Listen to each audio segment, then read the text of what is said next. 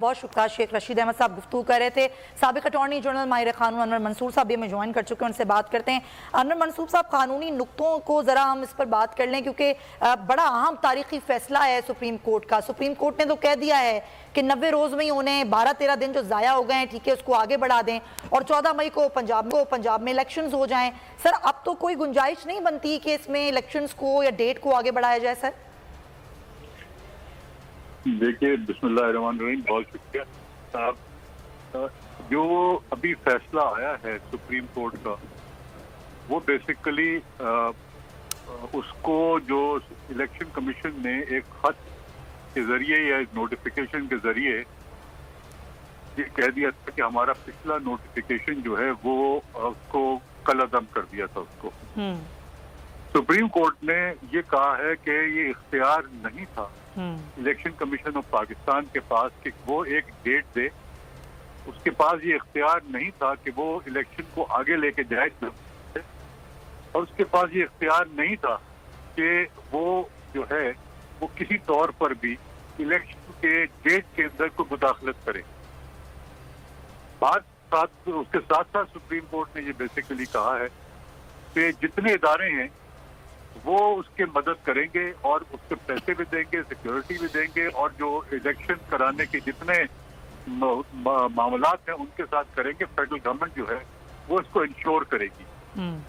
ये फैसला जो है ये ये कानून और कॉन्स्टिट्यूशन के मुताबिक है, और जो कॉन्स्टिट्यूशन कैटेगोरिकली कहता है आर्टिकल 222 के अंदर के 90 दिन के अंदर इलेक्शन जो है वो कराए जाएंगे जब असेंबली तहलील होती है। और साथ में ये भी कहता है कि 14 दिन के रिजल्ट भी अनाउंस करेंगे, और उसके बाद जो केयर टेकर गवर्नमेंट है वो उसके 21 दिन के अंदर अंदर खत्म हो जाएगी। जब ये सब बातें हो गई हैं तो जाहिर है कि जो सुप्रीम कोर्ट ने ये कहा है कि जब इतना कैटेगोरिकल डेट वाइज चीजें बता दी गई हैं, तो अलावा इसके कि इलेक्शन कानून के और कॉन्स्टिट्यूशन के मुताबिक कराए जाएं, इतना लंबा 6 महीने की आगे जो डेट दी गई है वो इलीगल है, वो अनकॉन्स्टिट्यूशनल है, और उनको कराने जो है इलेक्शन कराना मैंडेटरी है। ये है जो जजमेंट है, और मेरे ख्याल में बड़ा मुनासिब और बड़ा अच्छा जजमेंट लिखा हुआ है। बिल्कुल सर, लेकिन खुद नोटिस का भी जो फैसला आया था उसमें भी तमाम चीजें थी, तमाम लोगों को बुला के पूछा गया था, तमाम मामला थे, लेकिन उसके बावजूद डेट भी फाइनल हो गई थी। डेट फाइनल होने के बाद इलेक्शन कमीशन ने खुद वो डेट आगे बढ़ा दी थी। उसके बाद फिर मामला सुप्रीम कोर्ट में गया। अब आपको लगता है इनके पास कोई ऐसा ऑप्शन मौजूद है या नहीं, हर हाल में अब अपने इलेक्शन कराने? देखिए, इलेक्शन तो हर हाल में कराने हैं इनको। अगर वो नहीं कराते हैं जिस वजह से भी, तो वो कॉन्स्टिट्यूशन की वायलेशन है। और इस दफा क्योंकि उन्होंने ये कह दिया federal government will be responsible, तो आपको याद होगा गिलानी साहब के लिए भी कहा था कि federal government is responsible to issue the letter. उन्होंने रिफ्यूज किया, तो उनके साथ जो हुआ है वो हुआ है। और अब इसी तरह से मेरे ख्याल में अपने फैसलों को जो है अमल दरामद कराने के लिए। लेकिन सर, यूसुफ रजा गिलानी साहब का जो फैसला था उसमें तो यूसुफ रजा गिलानी वजीर आजम थे कि होगा, वरना कॉन्सिक्वेंसेस जो कॉन्स्टिट्यूशन में प्रोवाइडेड है वो होंगे। ठीक है, लेकिन सर वो जो यूसुफ रजा गिलानी के फैसले की आपने मिसाल दी ना, उसमें तो बाकायदा तौर पर खत लिखने का काम ही यूसुफ रजा गिलानी साहब का था। अगर इसमें फेडरल गवर्नमेंट कहा गया तो उसमें फेडरल गवर्नमेंट में वजीर दिफा आते हैं, वजीर खजाना है, या डायरेक्ट वजीर आजम को नामजद किया जाएगा इसमें? जी, जो मना कर रहे हैं सबके नाम लिए जाएंगे, चाहे वो वजीर खजाना हो, चाहे वो वजीर हो इंटीरियर का, चाहे वो प्राइम मिनिस्टर हो। लेकिन sir, will be responsible federal government के, वो सब उनके नाम शामिल किए जाएंगे। और अगर ईसीपी रिफ्यूज करती है तो फिर उसके भी। लेकिन अनवर मंसूर साहब, जरा इस चीज को जरा कानूनी नुक्ते की वजाहत कर दें सर। जब वजीर आजम असेंबली फ्लोर पे खड़े होकर कह दें कि हम नहीं मानते, और वो आज अगर ये कह देते हैं कि हम इस फैसले को नहीं मानते, तो फिर तो हुकूमत और सुप्रीम कोर्ट आमने सामने आ जाएगी। फिर क्या सूरत हाल बनेगी? देखिए, हुकूमत तो पहले भी मुख्तलिफ अदवार के अंदर आगे रही है सुप्रीम कोर्ट से, मगर इवेंचुअली सुप्रीम कोर्ट की हमेशा जो है वो जीत ही हुई है। और ये आपने नोट किया होगा कि अब इस दफा जो जितने वकला हैं उन्होंने कह दिया है कैटेगोरिकली कि कॉन्स्टिट्यूशन को हमको, हमारा काम है कॉन्स्टिट्यूशन को प्रोटेक्ट करना। और मुझे डर ये लगता है कि अगर इस किस्म का आमने सामने आते हैं तो वकला जो हैं वो सब सामने, आपको शायद 2-3 सीनियर वकला ने भी ये बात कही है कि ऐसा ना हो कि जैसे कि पहले लॉयर्स मूवमेंट शुरू हुई है, ये भी शुरू हो जाए। ये बड़ा सीरियस मामला होगा अगर गवर्नमेंट रिफ्यूज करती है। This is a very serious issue. अच्छा, जमील फारूकी कोई सवाल करना चाह रहे हैं आपसे अनवर मंसूर साहब। जी जमील। अच्छा अनवर मंसूर खान साहब,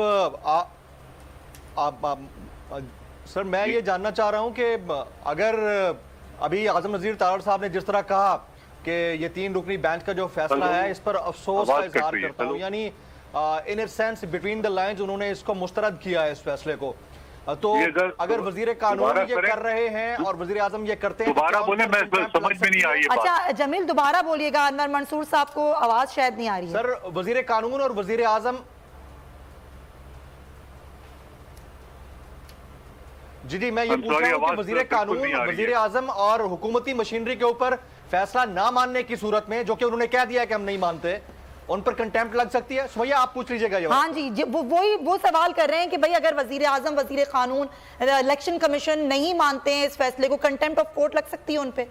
अनवर मंसूर साहब देखिए, बात करने को तो बहुत सारे लोग बातें कर सकते हैं, ये डिपेंड करेगा कि एक्चुअली रिफ्यूजल अगर हो जाए जी इलेक्शन कराने से, वो उस वक्त ये बात कही जाएगी। इस स्टेज के ऊपर ये जो मीडिया टॉक होती है इस पे अगर बात कर रहा है, दैट इज नॉट सफिशिएंट कि कंटेम्प्ट लगे उसके ऊपर। जी अच्छा ठीक है, ये जवाब है जमील। अनवर मंसूर साहब आपने बड़ा एक क्लैरिटी के साथ कर दिया है कि ये हो गया। अच्छा एक और चीज़ है सर, ये जस्टिस फाइजिसा का फैसला 184(3) का सोमोटो तमाम फैसले रोकने के हवाले से, तमाम केसेस रोकने के हवाले से, उसकी समाअत भी सर आज हो रही है। 6 रुकनी बेंच बना दिया गया है। उन्हीं के खत पर काबीना ने जो है वो रजिस्ट्रार सुप्रीम कोर्ट को भी ओहदे से हटा दिया था। सर ये मामला और बेहतरी की तरफ और क्लियरिटी की तरफ जा रहा है आपके ख्याल में? देखिए, आज जो बेंच बनाई गई है, मुझे नहीं पता डिटेल्स क्या है, इसलिए कि मैंने देखा नहीं है उसको, मगर रिमूवल ऑफ द रजिस्ट्रार जो है वो बड़ा कैटेगोरी, जो सर्विस रूल्स हैं सुप्रीम कोर्ट के, एम्प्लॉय सर्विस रूल्स हैं, उसके अंदर सिर्फ एक बात कही गई है कि कोई भी पेनल्टी या कोई भी एक्शन होगा वो बगैर शो कॉज नोटिस के नहीं होगा। बहुत क्लियरली उसके अंदर लिखा हुआ है कि अगर कोई भी एक्शन लेना है और पेनल्टी लगानी है तो जो शो कॉज नोटिस इशू करता है वो अपनी रिपोर्ट जो है वो चीफ जस्टिस को देगा और चीफ जस्टिस पेनल्टी कर सकते हैं। कोई और जज के पास इख्तियार नहीं है कि वो उसको पीनलाइज करें। ये जो रूल्स में कैटेगोरिकली लिखा हुआ है, तो जाहिर है कि ये बातें सब इस बेंच के सामने आएंगी तो वो ही डिसाइड करेंगे। ठीक है अनवर मंसूर साहब, सारी सूरत हाल से आप आकर रहते हैं। Thank you so much for your time. Usama Ghazi भी हमारे साथ मौजूद हैं, उन बात करते हैं। उसामा गाजी बताइएगा, अनवर मंसूर साहब की गुफ्तगू आपने मुलाहिजा की होगी, उन्होंने कहा जनाब गवर्नमेंट को इस वाले से कह दिया गया है कि आप इलेक्शंस को यकीनी बनाएं। अब जाहिर सी बात है वो वजीर आजम साहब फ्लोर ऑफ द हाउस में आके बोल चुके हैं, राना सनाउल्लाह बाहर आके बोल चुके हैं, इमरजेंसी की बात की जा रही है। आपको लगता है अब बिल्कुल